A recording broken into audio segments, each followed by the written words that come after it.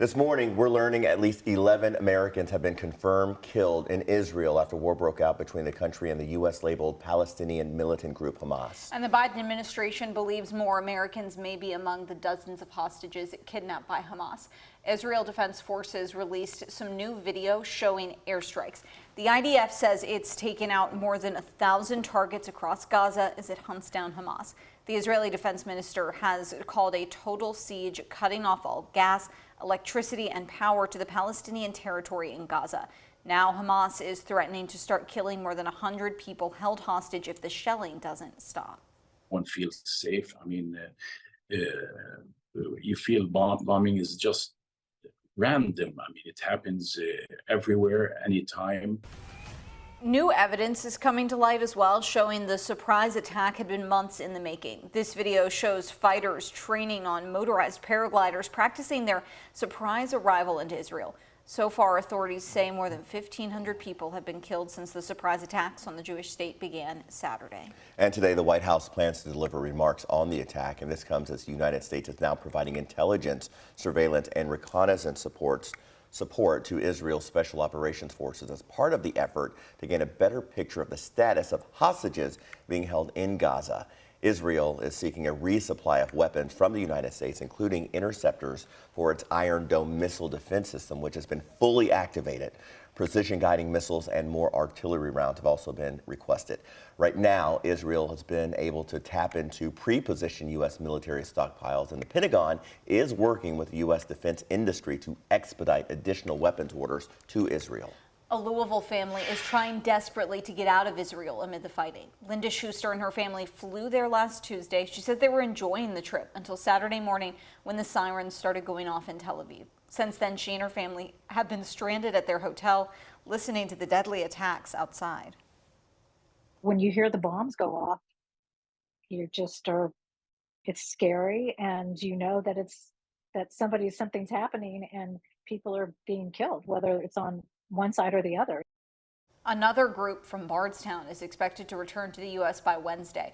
Mayor Dick Heaton says 29 people went to Israel for a Holy Land tour. They're now in a safe location in Jordan.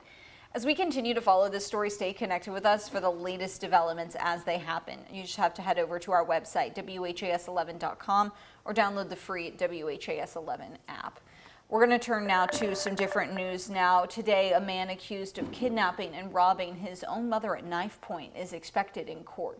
Court documents say this man you're about to see on your screen, 45-year-old Kenneth Brown, assaulted his mother after she refused to give him money.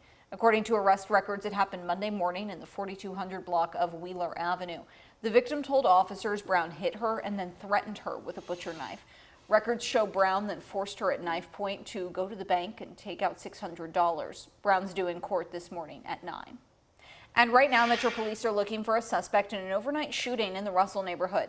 They say it happened just before 11. A man with a gunshot wound showed up at University Hospital. While speaking with him, police found out the shooting took place at 17th and Magazine Streets.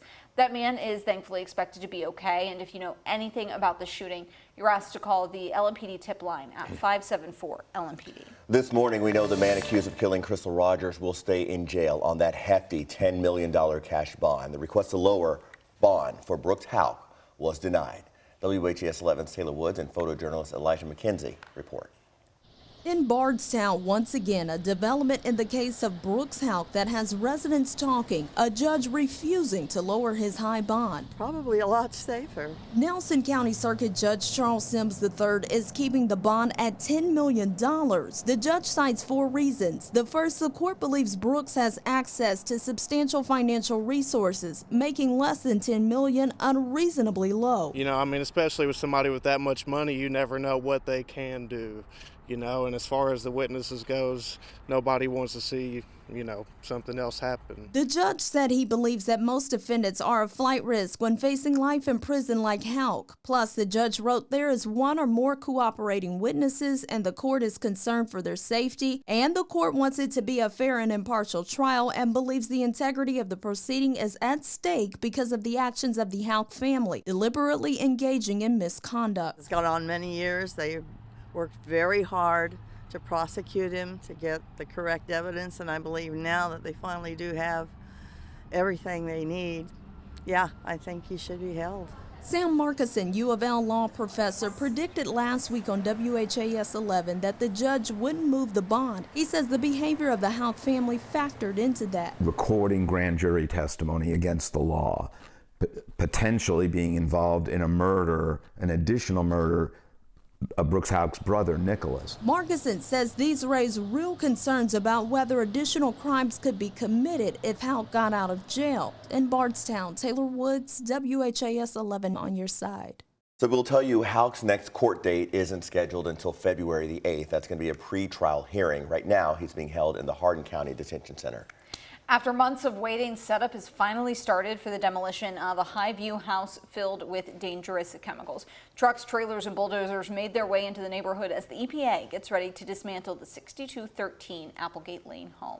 Instead of a controlled burn, a Nicholasville, Kentucky company called CMC Environmental Services will first remove the walls and roof, then demolish the inside piece by piece. Once the contents are removed, they'll be placed into a steel tank in the backyard to be processed.